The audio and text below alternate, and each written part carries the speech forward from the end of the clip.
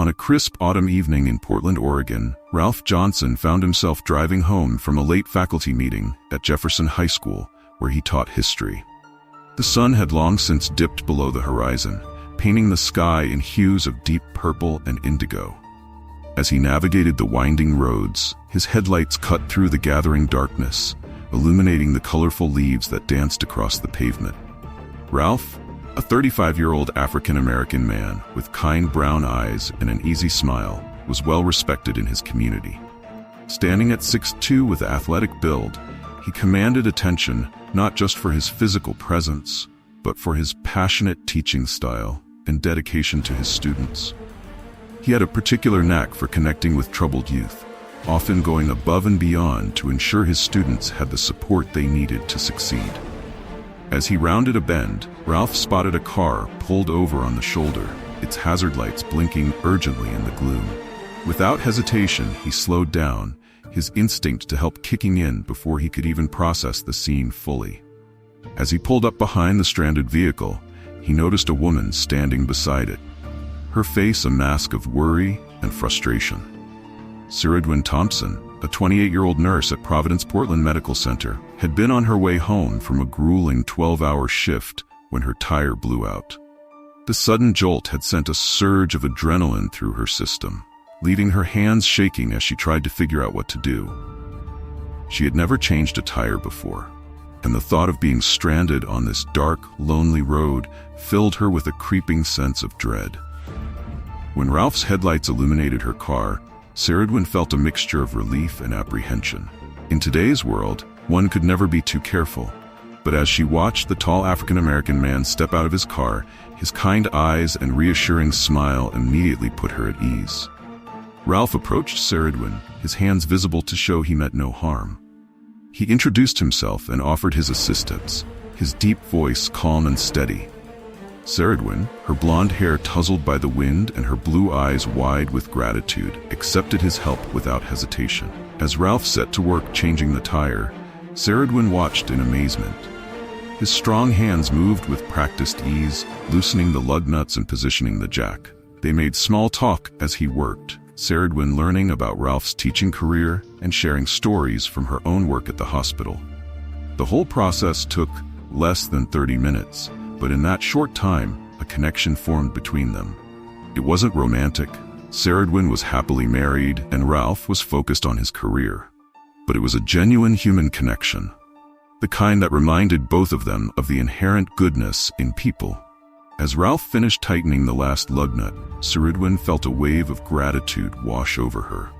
She tried to offer him money for his help, but Ralph refused, saying that knowing she was safe was payment enough. They parted ways with warm smiles and heartfelt thanks, each driving off into the night, feeling a little better about the world. Little did Ralph know that this simple act of kindness would set in motion a chain of events that would shake his world to its very core. The next morning dawned bright and clear, the autumn sun casting long shadows across Ralph's modest suburban home. He was in the kitchen, savoring his first cup of coffee and planning his lessons for the day, when he heard the distinct rumble of a powerful engine outside. Curious, Ralph moved to the window, his coffee mug still clutched in his hand. What he saw made him freeze, his heart suddenly pounding in his chest. A sleek, black SUV with tinted windows had pulled up in front of his house.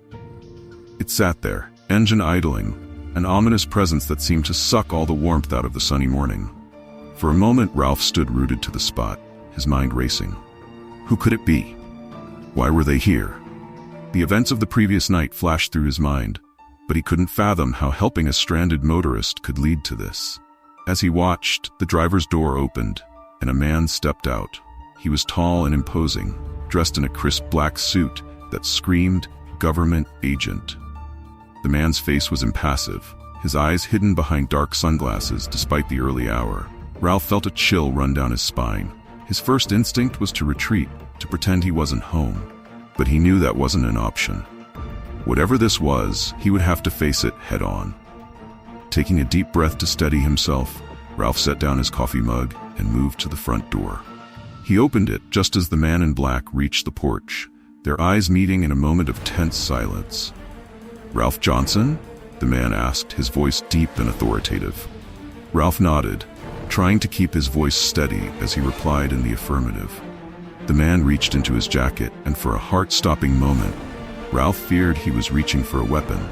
Instead, he produced a badge, holding it up for Ralph to see. "I'm Agent David Carter, FBI," the man stated, his tone businesslike. "I need to speak with you about an incident that occurred last night." Ralph felt his stomach drop. The FBI? What could they possibly want with him? He had done nothing wrong, quite the opposite in fact. He had helped someone in need. Yet here was a federal agent on his doorstep, looking as serious as a heart attack. Swallowing hard, Ralph invited Agent Carter inside. As they moved to the living room, Ralph's mind was in turmoil. He tried to recall every detail of the previous night, wondering if he had missed something, if there was more to the situation than he had realized. Agent Carter declined Ralph's offer of coffee, getting straight to the point. He explained that the woman Ralph had helped, Saradwin Thompson, was a key witness in a high-profile case involving a powerful drug cartel. She had been under FBI protection, and her flat tire was no accident. It was an attempt to isolate her, potentially for abduction or worse. As the agent spoke, Ralph felt as if the ground was shifting beneath his feet. The simple act of kindness he had performed, something he would have done for anyone, had unwittingly thrust him into the middle of a dangerous situation.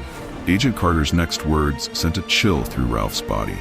The cartel had eyes everywhere, and there was a strong possibility that Ralph's interaction with Saradwin had been observed. If so, he could now be a target. The reality of the situation hit Ralph like a physical blow. His life, which had seemed so normal just hours ago, was now in danger. The thought of violent criminals potentially coming after him made his heart race and his palms sweat. As Agent Carter outlined the security measures that would need to be put in place, Ralph's mind whirled. How would this affect his job, his students, the life he had built for himself in this quiet Portland suburb? The agent assured Ralph that the FBI would do everything in their power to protect him, but the words seemed hollow in the face of such a monumental disruption to his life. Ralph found himself nodding along, agreeing to the agent's proposals, but feeling as if he were watching the scene unfold from outside his own body. As Agent Carter prepared to leave, he paused, fixing Ralph with a stern gaze. "Mr. Johnson," he said, his voice low and serious, "I need you to understand the gravity of this situation. Your life as you know it is going to change, at least for the foreseeable future. But remember, you did a good thing last night. You potentially saved a woman's life. Hold on to that." With those words, the agent left, leaving Ralph alone in his suddenly too quiet house. He sank onto the couch, his head in his hands, trying to process everything that had just happened. Outside, the sun continued to shine, the birds continued to sing, and the world continued to turn. But for Ralph Johnson, everything had changed. In the space of a few short hours, he had gone from being a simple high school teacher to a potential target for one of the most dangerous criminal organizations in the country. As he sat there, Ralph couldn't help but think about Saradwin Thompson. Was she safe? Did she know the danger she was in? He found himself hoping that she was okay, that the FBI was protecting her as they had promised to protect him. The rest of the day passed in a blur for Ralph. He called in sick to work, unable to face his students and colleagues while his world was in such turmoil. He paced his house, jumping at every sound, peering out of the windows at regular intervals, half expecting to see menacing figures lurking in the shadows. As evening fell, Ralph found himself sitting in his darkened living room, the TV on but muted, providing a flickering ghostly illumination. His mind kept replaying the events of the past 24 hours, trying to make sense of how his life had been turned upside down so quickly. He thought about his students, the troubled kids he had dedicated his life to helping. Would he ever see them again? Would he be able to continue making a difference in their lives? The uncertainty of his future weighed heavily on him, a constant pressure on his chest that made it hard to breathe. As the night wore on, Ralph's fear began to give way to a simmering anger. Why him? Why had he been thrust into this situation? All he had done was help someone in need, something he had been taught to do since childhood. Was this the price of being a good Samaritan in today's world? But even as these thoughts swirled in his mind, Ralph knew he wouldn't have done anything differently.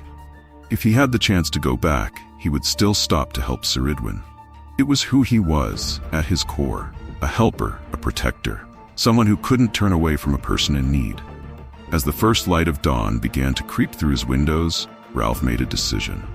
He wouldn't let this situation defeat him.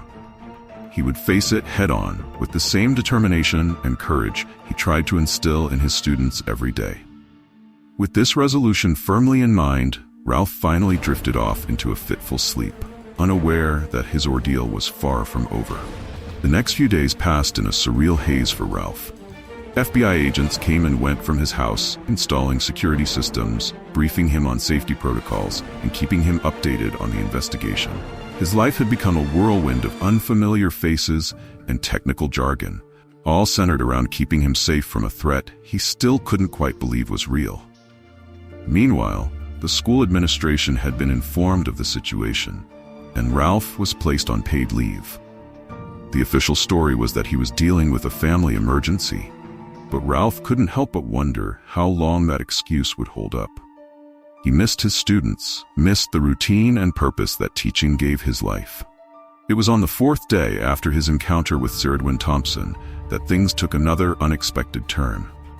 Ralph was in his kitchen, half-heartedly making a sandwich, when there was a knock at the door. His heart immediately began to race, his body tensing as he remembered Agent Carter's warnings about potential threats. Cautiously, he approached the door, peering through the peephole. What he saw made him gasp in surprise. Standing on his porch, looking nervous and out of place, was Sir Edwin Thompson.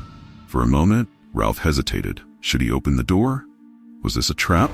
But as he looked at Sir Edwin's anxious face, he knew he couldn't leave her standing there. Taking a deep breath, he opened the door. Sir Edwin's eyes widened as she saw Ralph, relief flooding her features. Before he could say anything, she launched into a breathless apology, her words tumbling out in a rush of emotion. She explained that she had finally convinced the FBI to let her see him, to apologize in person for the danger she had inadvertently brought into his life. Ralph ushered her inside, mindful of the potential eyes watching his house. As they sat in his living room, Sir Edwin's guilt and gratitude poured out. She told him about the case she was involved in, about how she had witnessed a high-ranking cartel member commit a brutal murder. She spoke of the fear she had been living with, the constant looking over her shoulder, the knowledge that one wrong move could cost her her life. As Ralph listened, he felt a mix of emotions wash over him. There was fear, certainly. Hearing the details of what Sir Edwin had witnessed brought home the danger of the situation in a way that Agent Carter's warnings hadn't. But there was also a deep sense of empathy for this woman who had been through so much, who carried such a heavy burden. Sir Edwin's visit, though brief, had a profound impact on Ralph. It put a human face on the abstract danger he had been warned about. It reminded him of why he had stopped to help in the first place. Because in a world full of darkness, acts of kindness and compassion were more important than ever. After Sir Edwin left, escorted by FBI agents who had been waiting discreetly down the street, Ralph felt a renewed sense of purpose. He may not be able to teach right now, but he could still make a difference. He could be strong, not just for himself, but for Sir Edwin and for everyone who was fighting against the kind of evil she had witnessed. As the days turned into weeks, Ralph settled into a new routine. Regular check-ins with Agent Carter became a part of his life, as did the constant vigilance, the looking over his shoulder, the scrutiny of every unfamiliar face or vehicle. But even as he adapted to this new reality, Ralph refused to let fear dominate his life. He started volunteering at a local community center, teaching adult education classes and mentoring at-risk youth. It wasn't the same as his job at the high school, but it allowed him to continue making a difference, to keep using his skills to help others. 1 month after the night he had changed Sir Edwin's tire, Ralph received news that sent shockwaves through his world once again. Agent Carter arrived at his house, his usually impassive face etched with lines of worry. The agent informed Ralph that there had been a major break in the case. A high-ranking member of the cartel had been arrested, and in exchange for leniency, He had provided information that could bring down the entire organization. It was a major victory for the FBI, but it came with a cost. The cartel, now backed into a corner, had become desperate. They knew that Saradwin's testimony, combined with the insider information they now had, could destroy them. As a result, they had put out contracts not just on Saradwin, but on anyone connected to her, including Ralph. The news hit Ralph like a physical blow. Just when he had started to adjust to his new normal, just when he had begun to hope that maybe, just maybe, this nightmare might be coming to an end, he was thrown back into a world of fear and uncertainty. Agent Carter explained that given the increased threat, they needed to move Ralph to a safe house immediately. He would have to leave everything behind, his home, his job, his entire life in Portland. It was the only way to ensure his safety. As Ralph packed a small bag with essentials, his mind was in turmoil. He thought about his students, about the kids at the community center, about the life he had built for himself in this city. He thought about his parents, who had passed away years ago, and how they had always taught him to stand up for what was right, no matter the cost. Would they be proud of him now, or would they think he was foolish for getting involved? As he took one last look around his home, Ralph felt a lump form in his throat. This house held so many memories. Holidays with friends, quiet evenings grading papers, lazy Sunday mornings with a good book. Now, he didn't know if he would ever see it again. The drive to the safe house was tense and silent. Ralph sat in the back of an unmarked FBI vehicle, Agent Carter beside him, as they wound their way out of the city and into the surrounding countryside. As the familiar streets of Portland gave way to winding rural roads, Ralph felt as if he were leaving not just his home, but a part of himself behind.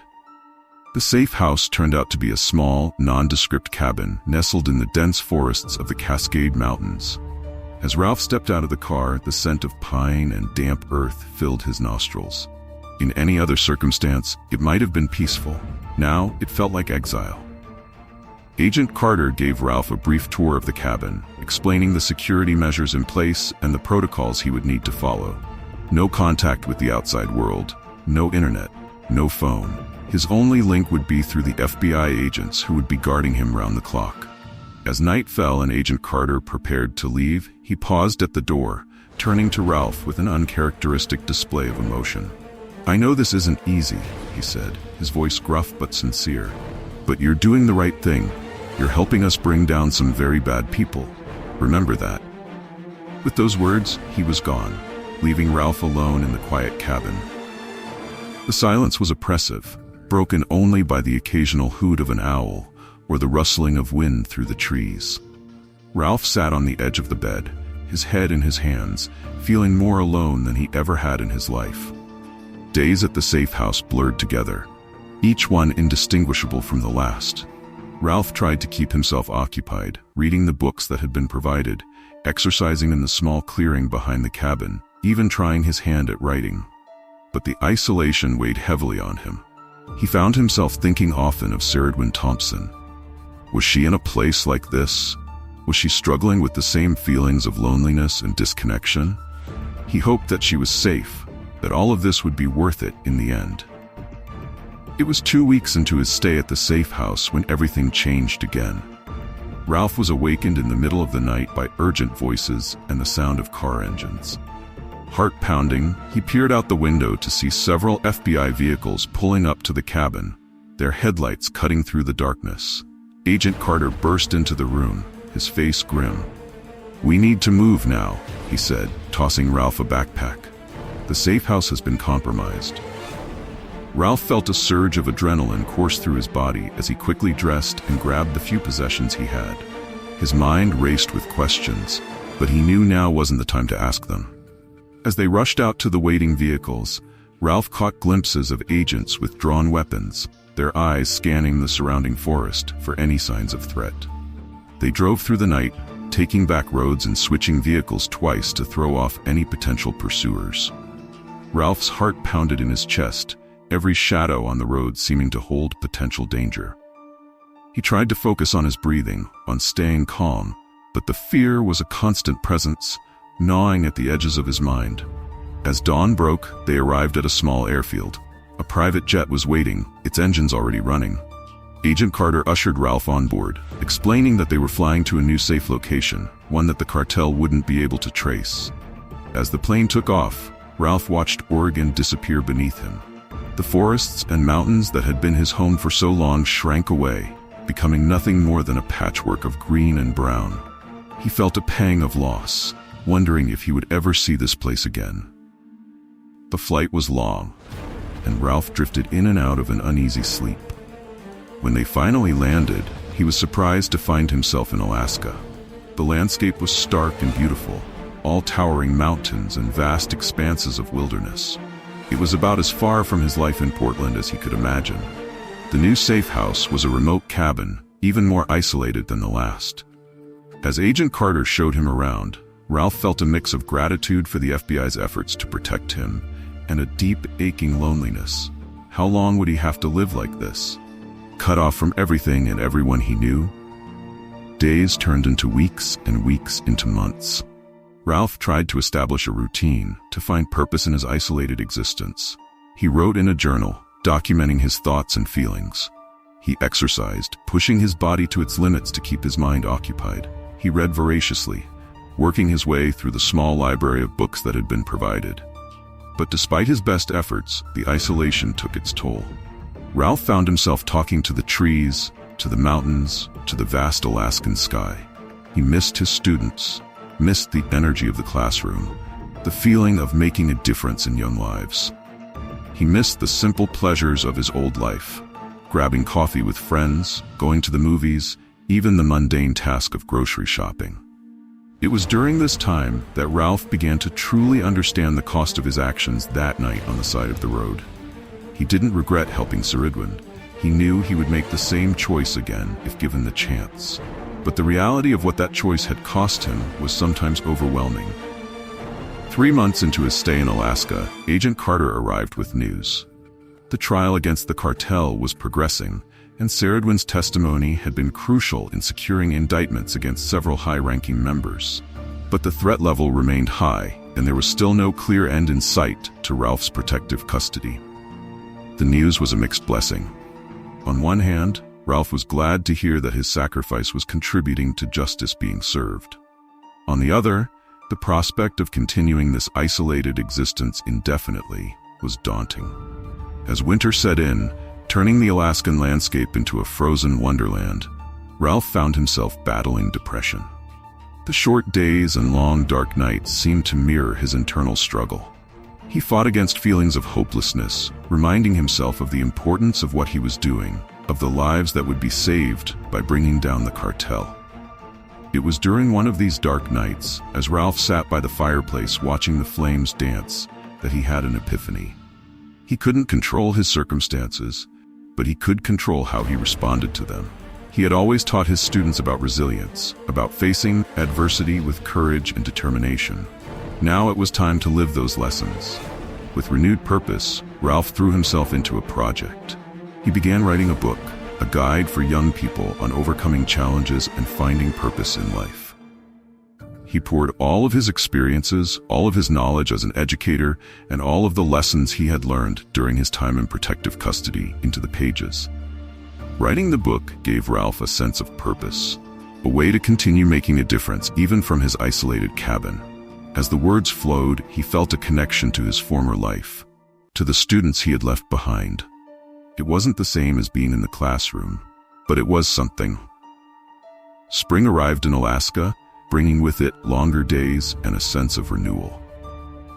Ralph had just finished the first draft of his book when Agent Carter arrived with news that would once again change everything. The trial against the cartel had concluded. Thanks to Ceridwen's testimony and the evidence provided by the informant, the organization had been dismantled. The threat level had been lowered, and it was finally safe for Ralph to come out of hiding. The news was overwhelming. After so many months of isolation, the prospect of returning to his old life seemed almost unreal. Ralph felt a mix of excitement and apprehension. How much had changed while he was gone? Would he be able to pick up where he left off? As he packed his few belongings, including the manuscript of his book, Ralph reflected on the journey he had been through. He had faced fear, loneliness, and despair. But he had also found strength he didn't know he possessed. He had survived, and in some ways, he had thrived. The flight back to Portland was surreal. As the familiar landscape came into view, Ralph felt a surge of emotion. This was home, the place he had thought he might never see again. Agent Carter drove Ralph to his house, which had been maintained in his absence. As they pulled up, Ralph saw a group of people waiting on his front lawn. His heart leapt as he recognized faces. Colleagues from the school, students, friends he had thought lost to him. As he stepped out of the car, the group erupted in cheers and applause.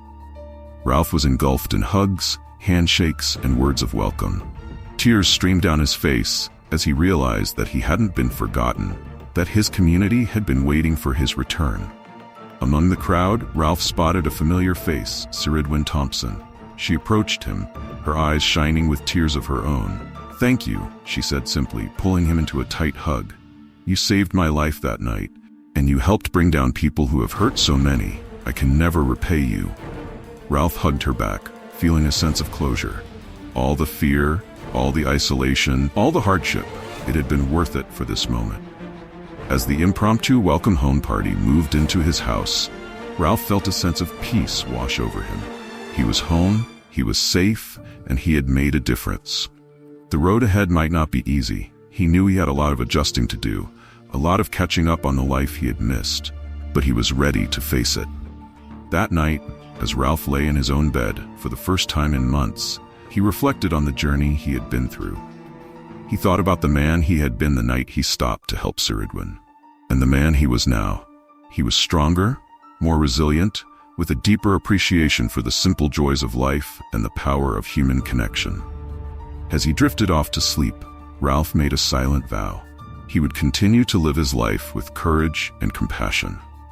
He would use his experiences to help others, to teach his students, not just about history, but about perseverance, about standing up for what's right, no matter the cost.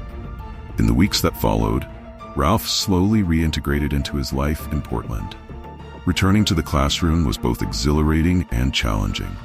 His students were eager to hear about his experiences, and Ralph found ways to incorporate the lessons he had learned into his teaching.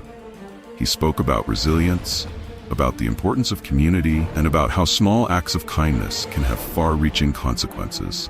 His students were captivated, and Ralph felt a renewed sense of purpose in his role as an educator. The book he had written during his time in Alaska caught the attention of a publisher, who saw its potential to inspire young people.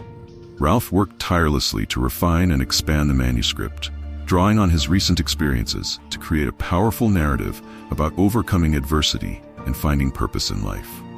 As news of Ralph's story spread, he was approached by various organizations asking him to speak about his experiences. At first, he was hesitant, preferring the familiar environment of his classroom.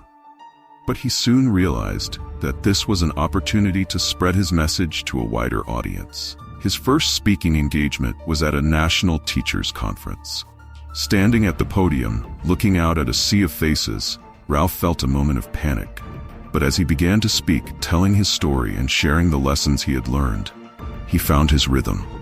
The audience was captivated, and by the end of his speech, many were in tears. This led to more speaking engagements at schools, community organizations, and even a TED Talk. Ralph spoke about resilience, about the importance of community, and about how small acts of kindness can have far-reaching consequences. His message resonated with people, and he found himself becoming an influential voice in discussions about education, civic responsibility, and social justice. Despite his growing public profile, Ralph remained grounded. He never forgot the fear and isolation he had experienced, and he made a point of reaching out to others who were going through difficult times. He became a mentor to several of his former students, guiding them as they navigated college and early adulthood. Cerridwen Thompson remained a part of Ralph's life. They had formed a bond through their shared experience, and she often visited him at the school to talk to his students about the importance of standing up against injustice. Her testimony had not only brought down a dangerous cartel, but had also sparked a broader conversation about witness protection and the support systems needed for those who take great risks to see justice done. One day, about a year after his return, Ralph received a call from Agent Carter. The agent informed him that the last remaining members of the cartel had been apprehended. The threat was officially over. While Ralph had already returned to his normal life, this news brought a sense of closure that he hadn't realized he needed. To celebrate, Ralph organized a community event in a local park. It was a beautiful summer day, and the park was filled with people, his students, colleagues, friends, and many members of the community who had supported him during his ordeal. As he looked around at the smiling faces, at families picnicking on the grass and children playing, Ralph felt a profound sense of gratitude. Saridwen was there too, along with her family. She had become an advocate for witness protection reform, using her experience to push for better support systems for those who put themselves at risk to testify against dangerous criminals. Seeing her laughing and relaxed, surrounded by loved ones, brought home to Ralph just how much had been at stake that night on the side of the road. As the sun began to set, casting a golden glow over the park, Ralph stood up to address the gathered crowd.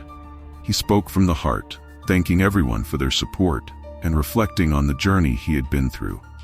He talked about the power of community, about how the connections between people are what give us strength in difficult times. That night, when I stopped to help change a tire, I had no idea how it would change my life, he said, his voice carrying across the hushed crowd. But looking back, I wouldn't change a thing, because it taught me that every action we take, no matter how small it might seem, has the potential to create ripples that can change the world. He paused, looking out at the sea of faces turned towards him. Each one of us has the power to make a difference. It might not always be easy, and it might come at a cost. But if we all commit to helping each other, to standing up for what's right, we can create a community, a world where kindness and justice prevail. As Ralph finished speaking, the park erupted in applause. People stood, cheering and wiping away tears. In that moment, Ralph felt the full weight of his journey, the fear, the isolation, the uncertainty, but also the incredible strength and love of his community. Later that evening, as the crowd began to disperse, Ralph found a quiet moment to himself. He stood at the edge of the park, looking out over the city he called home. The lights were coming on, twinkling like stars against the darkening sky. He thought about all the lives being lived in those homes and apartments, all the stories unfolding. He thought about how his own story had intertwined with so many others: Saridwen, Agent Carter, his students, his friends and colleagues.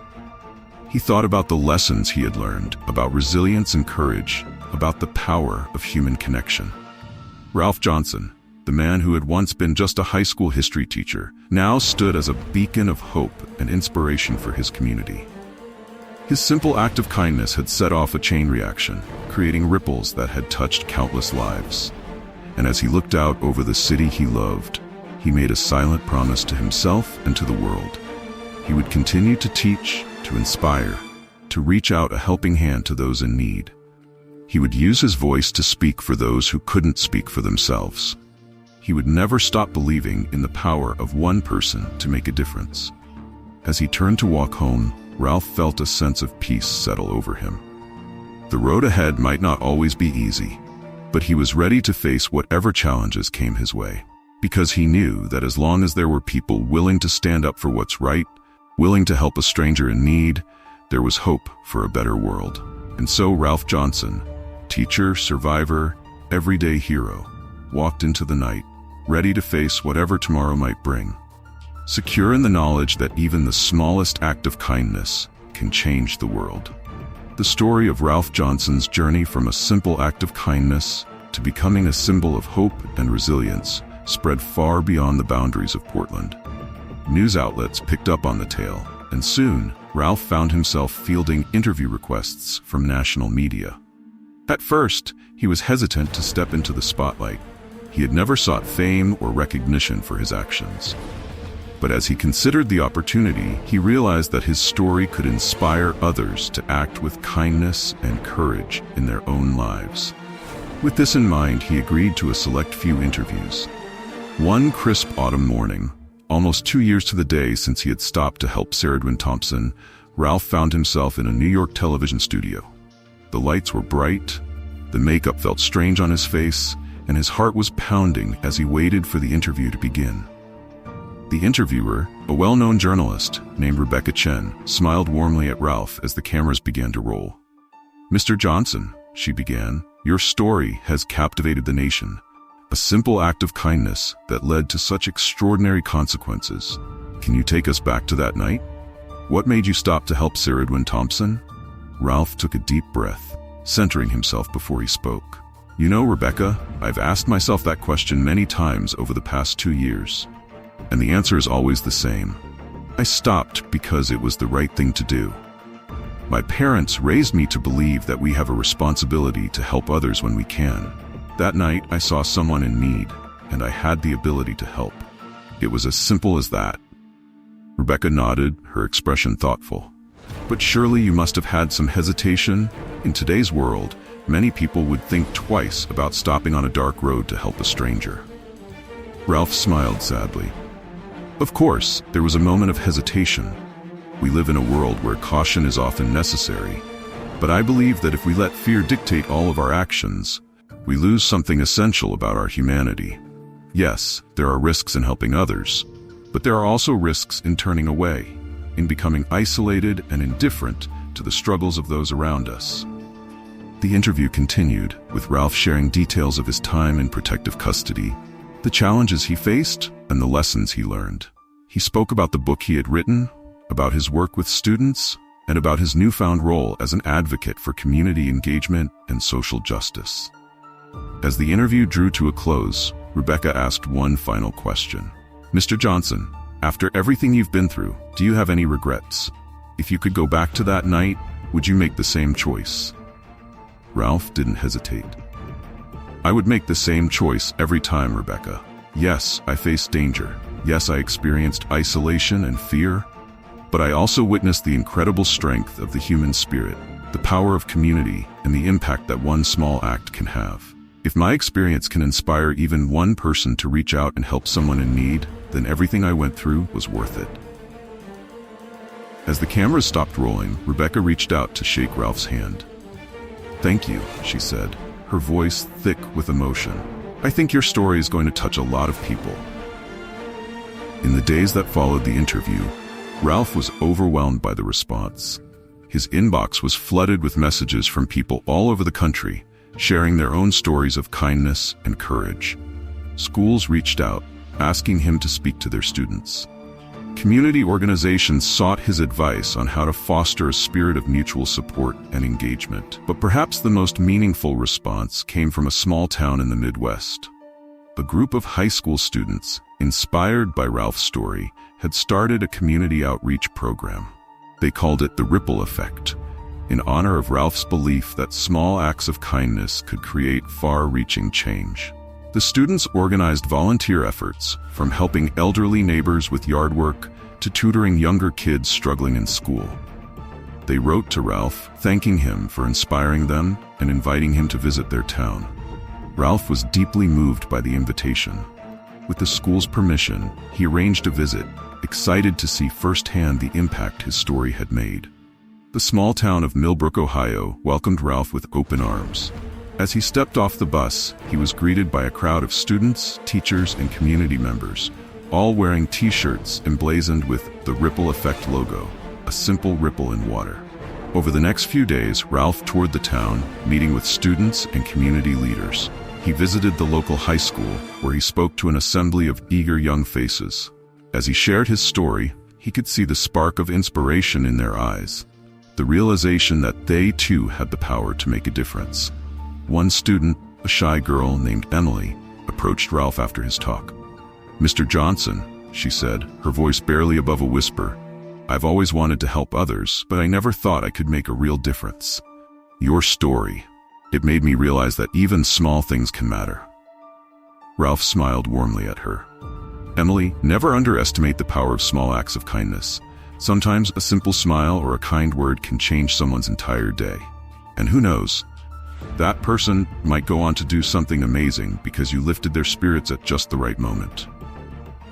As Ralph prepared to leave Millbrook, the students surprised him with a gift, a scrapbook filled with stories and photos of all the projects they had undertaken as part of the ripple effect.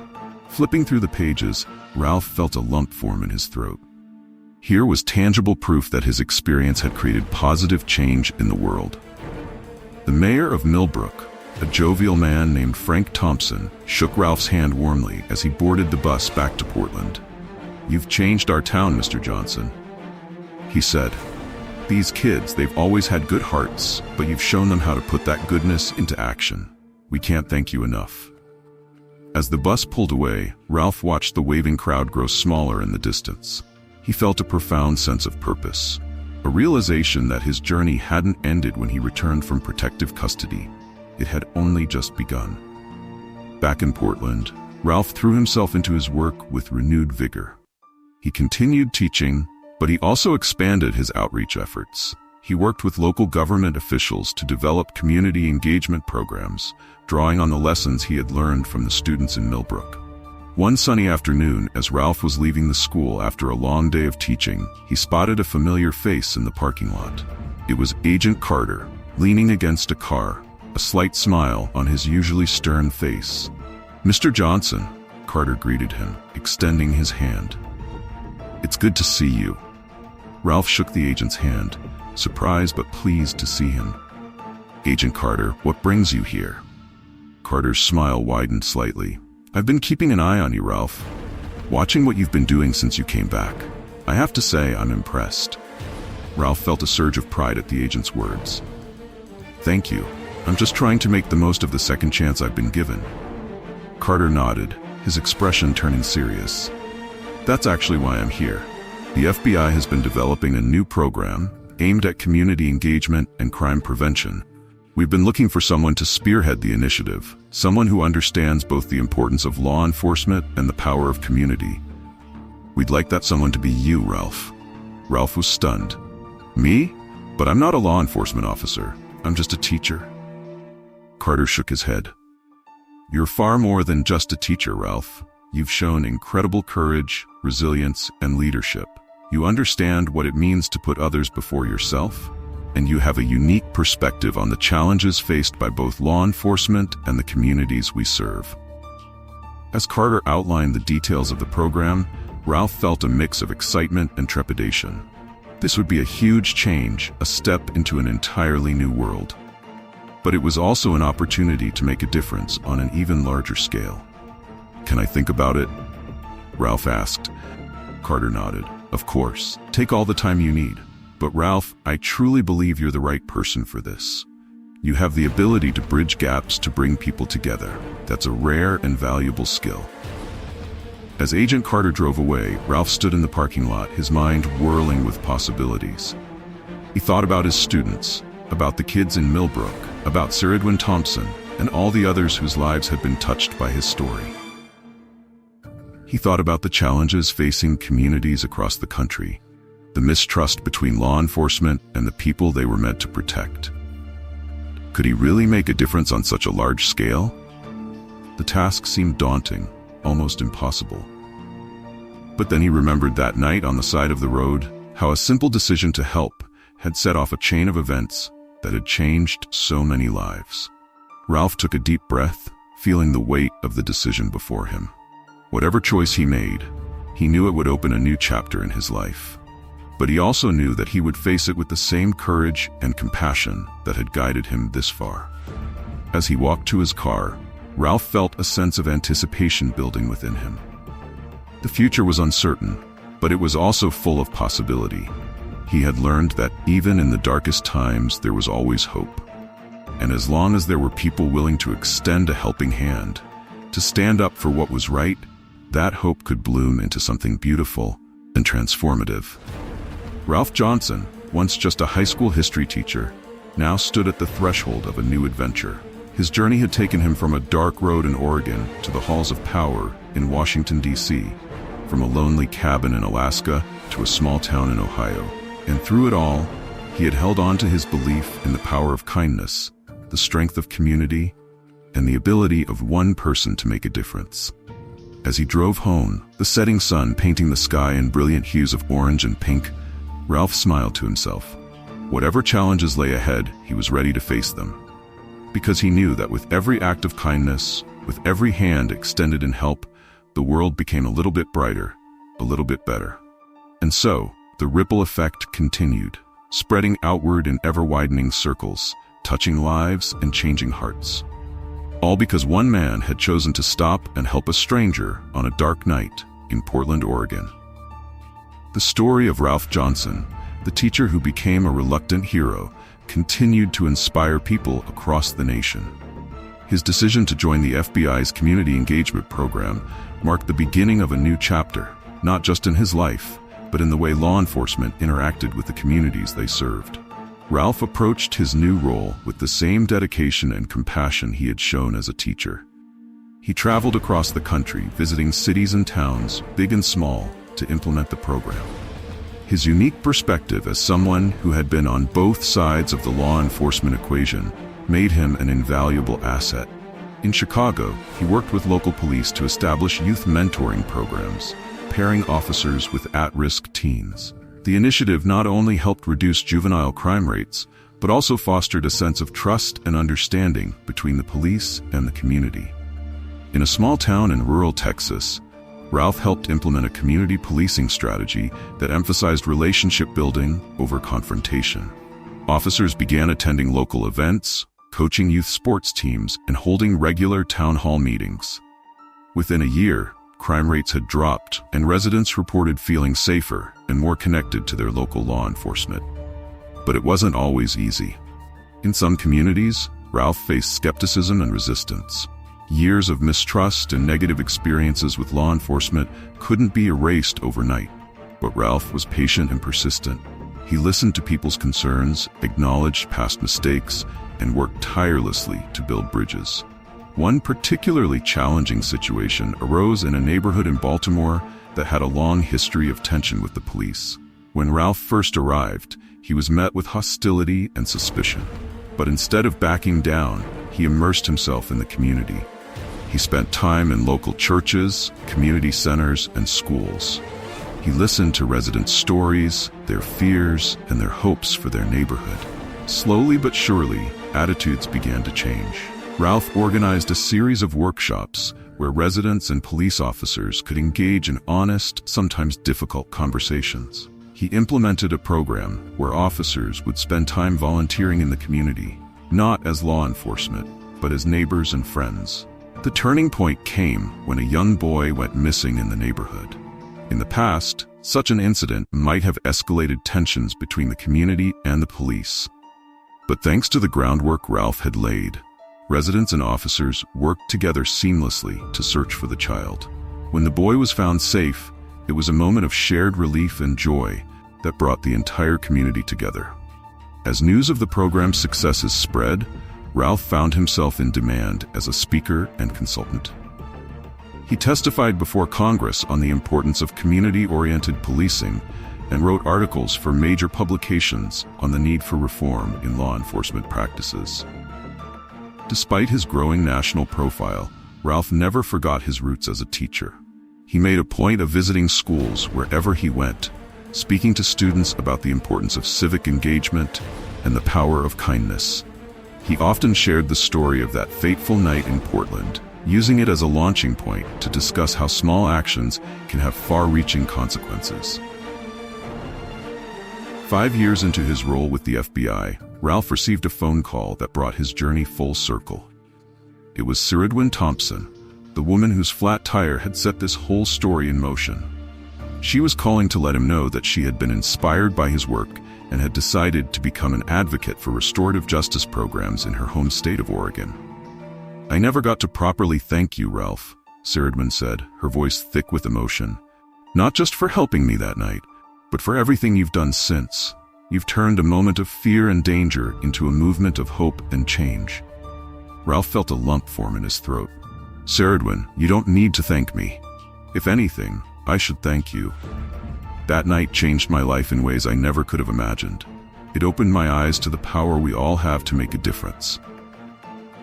As he hung up the phone, Ralph reflected on the incredible journey of the past 7 years. From a high school teacher to a man in witness protection, From a motivational speaker to an architect of nationwide community engagement programs, his life had taken turns he never could have predicted. But through it all, one thing had remained constant: his belief in the fundamental goodness of people and the power of small acts of kindness to create big changes. That evening, as Ralph prepared to board a plane for his next speaking engagement, he paused for a moment at the airport window. He watched as planes took off and landed, carrying people to destinations near and far. Each of those people, he realized, had the potential to create their own ripple effect, to touch lives in ways they might never know. With a smile, Ralph shouldered his bag and headed for his gate. There was still work to be done, still bridges to be built, still lives to be touched, and he was ready for whatever challenges and opportunities lay ahead. Because Ralph Johnson knew that as long as there were people willing to extend a helping hand, to stand up for what was right, to believe in the power of community and compassion, there was hope for a better world. And he was determined to keep that hope alive, one small act of kindness at a time. As the plane took off, soaring into the sky, Ralph closed his eyes and made a silent promise to himself and to the world. He would continue to spread the message of the ripple effect, to inspire others to create their own positive waves of change. Because in the end, he believed, it was these ripples of kindness, courage, and compassion that would ultimately transform the world. And so, the story of Ralph Johnson, the man who stopped to change a tire and ended up changing so much more, continued. It was a story without an ending, really, because its effects continued to spread, touching lives and inspiring change in ways that even Ralph himself couldn't fully comprehend. It was a reminder to all who heard it that no act of kindness, no matter how small, is ever wasted. That in a world that can often seem dark and frightening, the light of human compassion and courage can illuminate the way forward, and that each of us, in our own way, has the power to create ripples that can change the world. As Ralph's plane disappeared into the clouds, carrying him towards new challenges and opportunities, the spirit of his story remained behind, continuing to inspire and transform. It lived in the actions of the students in Millbrook, Ohio, in the changed attitudes of police officers and community members across the country, in the heart of every person who heard his story and decided to make a positive change in their own life. The ripple effect continued, an ever-expanding circle of hope and change, all because one man decided to stop and help a stranger on a dark road in Portland, Oregon. And in that simple act, he had set in motion a chain of events that would continue to shape lives and communities for years to come. In the end, Ralph Johnson's story was more than just a tale of one man's journey. It was a testament to the enduring power of human kindness, a reminder of the profound impact we can have on the world around us, and an inspiration for all who seek to make a difference in their own lives and in the lives of others. And so the ripples continued to spread, touching lives, changing hearts, and shaping a better world, one small act of kindness at a time.